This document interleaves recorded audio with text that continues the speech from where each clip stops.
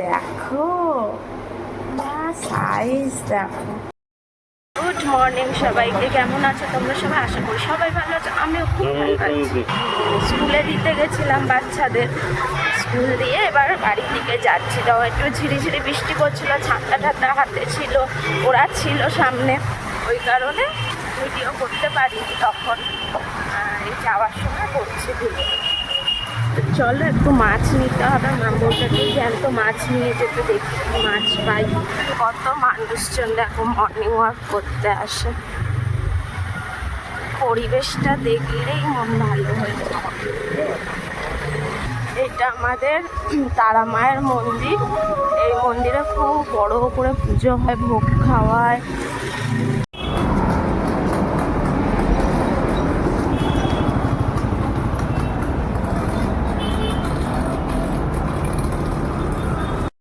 সবে মাত্র এলাম, এসে দেখি ঘরে মানে বাড়ির সামনে আখের রসের গাড়ি। একটু আখের রস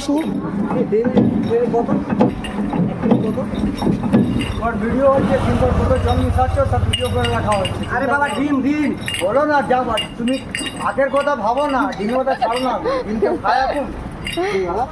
মিষ্টি নেই, মিষ্টি নেই।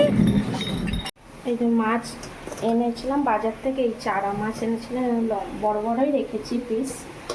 ধুয়ে ভালো করে নুন হলুদ মাখিয়ে নিলে আর কড়ায় ভাজবো।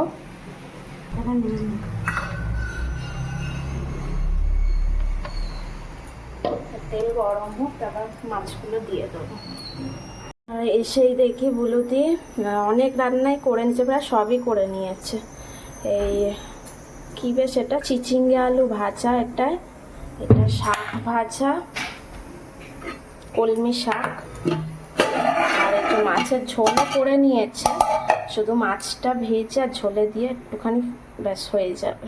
মাছটা ভাজা হচ্ছে এদিকে। কুর্তিটা অর্ডার করেছিলাম, এলো, ডেলিভারি বয় দিয়ে গেল এসে। এটা করেছি ফ্লিপকার্ট থেকে। এই যে কুর্তিটা এসেছে পার্সেল, প্যান্টটা এটা, আর ওড়নাটা এটা, সেট এসছে 3 পিস। কেমন লাগছে বলো, কমেন্ট করো। তো ঝটপট করে ঘরের কাজ বাজ সেরে আবার ছেলে মেয়েকে আনতে যাচ্ছি। আমাদের বাহনে উঠে পড়লাম, এবার উড়ে উড়ে চলে যাবো ছেলে মেয়েকে আনতে, তারপর আবার চলে আসবো। ও আবার এসে অফিসে বেরোবে, পুরো টিফিন সব রেডি করে তারপর বেরোলাম। সামনে তো এসে দাঁড়িয়েই আছি, কখন ছুটি হয় দেখে, টাইমের আগে চলে এসেছে, জন্য একটুখানি দাঁড়িয়ে আছি। থেকে বাড়ি নিয়ে নিয়েছি, ছেলে পেছনে মেয়ে এখানে। তো চলো বাড়ি ফেরা যাক। খাওয়া হয়ে গেছে, মাছের ঝোল আর ভাত। মাছ খাওয়ানো হয়ে গেছে, খাওয়া প্রায় শেষের দিকে। ছেলেকেও খাওয়াচ্ছে।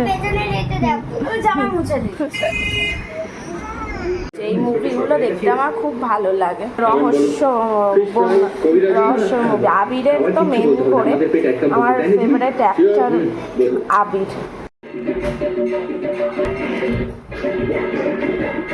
নাচ দেখো, সাইজ দেখো, বড় করেছে। তোমরা কতটা কি বুঝতে পারছো আমি ঠিক বুঝতে পারছি না। এইটা সাইজটা দেখো বন্ধুরা, মানে এই এক বেগর চওড়া পেট।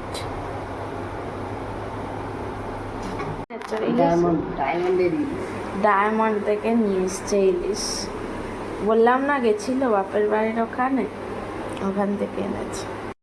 তাহলে কালকেই ইলিশ হবে আমাদের।